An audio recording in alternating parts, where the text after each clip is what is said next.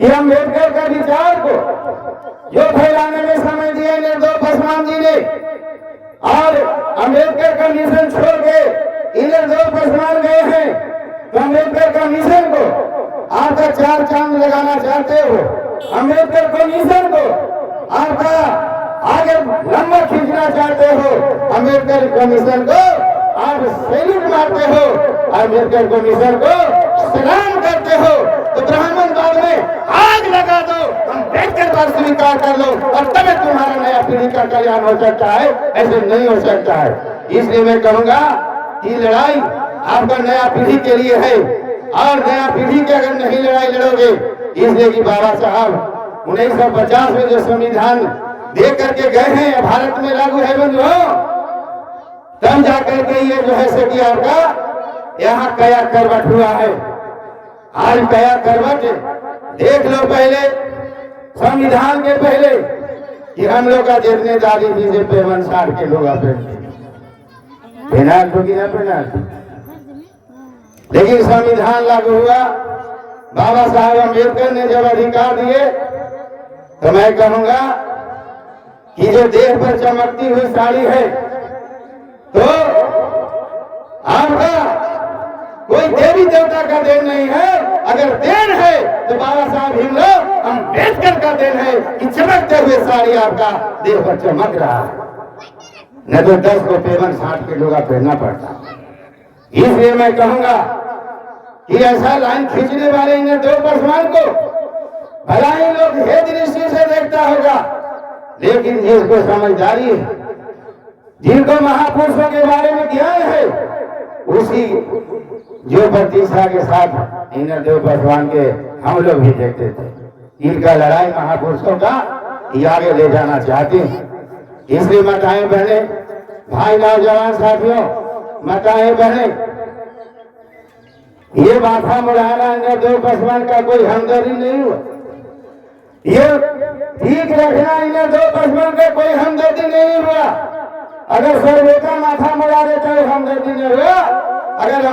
अगर इन निर्दोष पासवान के हमदर्दी होना चाहता हो, तो इनका जो लड़ाई है, जो बाकी रह गया है, खींच करके आगे दिखा दो, और तब कारगर होगा, ऐसे कारगर नहीं होगा। इसलिए मैं कहूंगा, यहाँ पर उपस्थित जो लोग हैं, जो छोटा मुंह टीक रखता है वो छोटा मूर्ख है, बड़ा टीक रखता है वो बड़ा मूर्ख है, और गांठ हमारा टीक रखता है गठिया मूर्ख है। ये है आपका टीक रखने का पकड़ वालियों का। इसलिए मैं कहूंगा कि ब्राह्मणवाद सोचता है बंधुओं कि जो माता पिता ने बचपना में रुसता था, और जिस मुंह से दुलारा, जिस मुंह से दुलार करके दूध भात कोड़ा में बैठा करके, गोदी में बैठा के खिलाया, इसको मुंह में आग लगवाते हैं अपने माँ और बाप को मरने के बाद। लगाता है कि नहीं लगाता है? अगर लगा दिया मुंह में आग, तो समझो कि ब्राह्मणवादियों ने सोचा, पखंडियों ने सोचा कि इसे ब्राह्मणवाद कभी खत्म नहीं होगा। यह आपका दिमागी टेस्ट लेता है। इसलिए मैं कहूंगा कि आप जो लकड़ी ले जाते हो और साथ में मुर्दा भी ले जाते हो बंधुओं, मुर्दा भी ले गया, लकड़ी भी ले गया स्मशान घाट, तो लकड़ी मुर्दा को जलाने के लिए ले जाते हो कि लकड़ी को जलाने के लिए मुर्दा ले जाते हो? तो उत्तर आएगा यही कि लकड़ी, मुर्दा को जलाने के लिए लकड़ी ले जाते हैं। तो आग देना चाहिए लकड़ी के कि मुर्दा का? तो सब देता है मुर्दा के मुंह में। यही ब्राह्मणवाद है, यही ब्राह्मणवाद है बंधुओं। और इसी के अंदर दो पासवान जितने महापुरुष थे उसी का लड़ाई लड़ रहे थे, लेकिन लोग समझा। अगर नहीं समझेगा तो तोड़ो बेटा, तोड़ो पोता, मुंह में आग देखो मारे के बाद। इसलिए आज इन दो पासवान का जो शोक श्रद्धांजलि, इसमें एक बहुत बड़ा गंभीर चर्चा हो रही है। इसमें सीखने और सिखाने की जरूरत है। इसलिए यहाँ पर जो उपस्थित लोग हैं, तो सीखने की जरूरत है। और ये जो नौजवान हमारे बच्चे लोग उधर खड़े हैं, पढ़े लिखे हैं, आपका भी माता पिता पसीना गाड़ के पढ़ाया है बंधुओं, और जब पढ़ लिख गया है और पढ़ने का अधिकार भारतीय संविधान में है, अगर संविधान नहीं होता तो तू पढ़ने के काबिल भी नहीं होता। हे नौजवान साथियों, 85% के अज्ञानता पर ब्राह्मणवाद टिका हुआ है। 85% के अज्ञानता पर ब्राह्मणवाद टिका हुआ है। अगर तुम लोग 85% के लोग छोड़ दोगे, एक दिन भी ब्राह्मणों से ब्राह्मणवाद चलने वाला नहीं है। ये चैलेंज था और इसी के लड़ाई हमारे इंद्रदेव पासवान जी लड़ रहे थे, लेकिन आदमी नहीं समझा। सोचा कि ब्राह्मण को गाली देता है, ब्राह्मणवाद को इना समाज है इसलिए से बोलता है। लिखा है ब्राह्मणवादियों ने अपने पोथी पत्रा मनुस्मृति ग्रंथ में, ब्राह्मण मुखमासी बहुल जन की होत वैसे पदार्थ शुरू आ जाएगा। क्या लिखा कि ब्राह्मणों की पैदाइश मोर से हुआ और क्षत्रियों के पैदाइश बांस से हुआ और वैश्य के पैदाइश पेड़ से हुआ, और जो 85% के सुने उसका पैर से हुआ। यही लिखा ग्रंथ में बंधुओं, लेकिन कान खोल के सुन लिए इंद्रदेव पासवान जी के शोक श्रद्धालु सभा में कि अगर ब्राह्मणों की पैदाइश मुंह से हुआ है तो जितना खाखार से घृणा करता हो उतना ही समझो कि ब्राह्मण से घृणा करना चाहिए। यही आपका इंद्रदेव पासवान जी का लड़ाई था और इसी लकीर को खींचना चाहते थे। नामों है सीता, पहले महिला के नाम है कब मर्दाना के, बताओ। सीता जी मर्दाना थी कि पुरुष थी? देखा इनका ब्राह्मणवादी नाम है, पहले इसे देखा के धर्म कर इनका पहले महिला के पद सीता क्या कहे कि राम। तो बंधुओं, एक घर में इंद्रदेव पासवान साहब जैसा उनका पिताजी मर गए थे। एक ब्राह्मणवादी था और एक अम्बेडकरवादी था। दोनों भाई में से एक अम्बेडकरवादी था, एक ब्राह्मणवादी था। जब मर गए इधर उधर लोग हित जन में खबर गया तो सब लोग जब जुटते हैं तो जो अम्बेडकरवादी था ओकरे गांव घर के की बड़ी मान्यता है से एकरे उतरी पहनाओ हम लोग जो आज्ञा देता है ना लंगोटिया कसा के। हाँ हरे नहीं तो कहा किया कि होने से मामू फूफा चाचा सारे लोग जुटे हित जन, और जो अम्बेडकरवादी था उसको इतने लोग मजबूर कर दिया कि उसको जबरदस्ती आपका कफन पहना करके और पिताजी को ही याद दिलवाता है। तब उसी गांव में शॉर्ट कर रहे सर बताइएगा नहीं, उसी गांव में एक ब्राह्मण रहा करता था ढोंगी महाराज। तो देखा का कि बड़ी छावड़ा अम्बेडकरवादी बनल चला है। आज कैसे नौकरी पहना करके माथा सब फिला देते, मुंह मुड़ा देते है।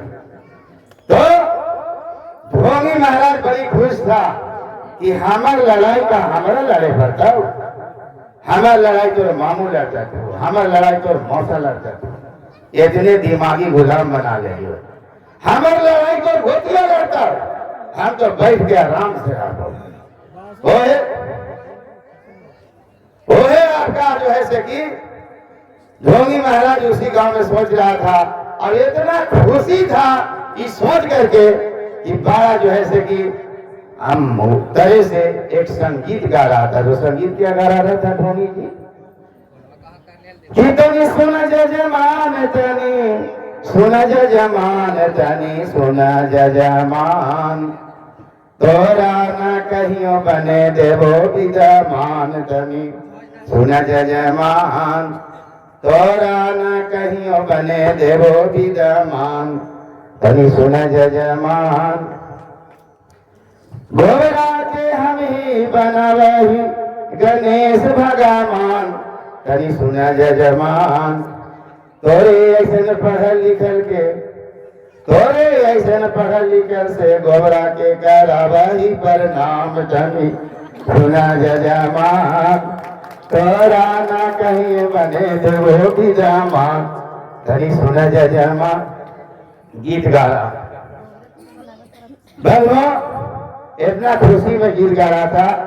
और वो अम्बेडकर वाली लड़का को सब परिवार मिल करके अपने दबाया कि उसको उत्तरी पहन के देना पड़ा। लेकिन भीतर से उसको अम्बेडकर वाली नहीं गया था, दबाव से कर रहा था बंधुओं, दबाव में सोच रहा था। जब ऐसे ढंग के बीतते गया और 10वां के दिन आया तो सारा लोग दबा दिया कि खटिया मजे सब इतना कमजोर कमजोर के बना के रखा, बर्दाश्त नहीं होता था बेचारा। एक इधर मौसा खा थे, कहीं कहे से तू अपन बाबूजी के 12 फसेरी चावल दे देंगे। मौसा कलर थी कि 12 फसेरी चावल दे देंगे। तो कही थे कि आई मौसा हम तो इतना बाजी के सेवा भी करिए, डॉक्टर ही भी देखिए, तोरो तो सारू है तू, तो तोरो तो सारू है तू, से तू ही कहे ना 12 फसेरी जो है से कि चावल दे रहा से तोरो तो सारू है, तू खातू पूरे आराम से हम तो धान दे भाई होते नील उपरे के कुट वाले थी। ये बात कहा तो बंधु जब एगो ने से मामा उठे से गलसी के एगो गाय दे दे भगिनवा, तब क्या हुआ, तब फिर क्या हुआ कि उसको कहीं वहां पर कि देखा से हम तो बात ना उठाबो, से एगो गाय दे दे, एगो बूढ़ी गाय रखले है देवेला, पहले ही से माथा मेंटेन कैले तो बूढ़ी गाय दे रख। अब पंडित जी के धीरे धीरे मनोबल वहां गिरे लगा, चला बांस वाला खटिया दे दिया, चावल देवे न किया, धान दिया। तब क्या हुआ कि वहां पर मनोबल गिर गया। अब पांडे जी घर गाय लेके गया तो इतना मनोबल गिर गया था कि लग रहा था कि उसको शुगर पकड़ लेगा, पंडित जी मारे की स्थिति में हो जाएगा। इतना सोचने लगा था बंधुओं, और सोच के गीत का गा रहा है।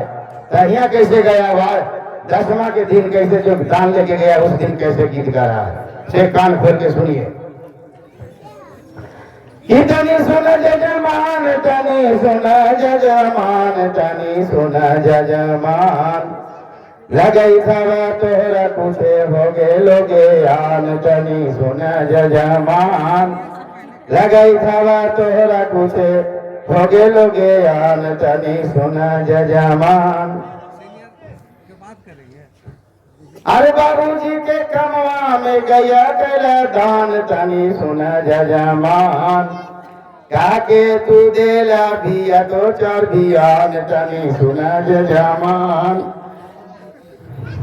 से पहले तो ले गेलियो से फिर खावा सौसे मकान। तनी सुन जजमान, समझ गए, पहले तो ले गेलियो से फिर खावा सौसे मकान। तनी सुन जजमान, गोबरा उठावे में परियो है हरान। तनी सुन जजमान, परियो बेदम है, समझ गए, गोबरा उठावे में परियो है हरान। तनी सुन जजमान, और गौत नखर को पानी नखर पिल को और छूट गेलो पारान। तनी सुन जजमान, लगई खावा तोहरा कुछे हो गेलो ज्ञान। तनी सुन जजमान। तो बंधुओं, यही अंधविश्वास की लड़ाई में हमारे इधर 2 बाबू लड़ाई लड़ रहे थे और इसी को आगे कदम मिशन को बढ़ा रहे थे।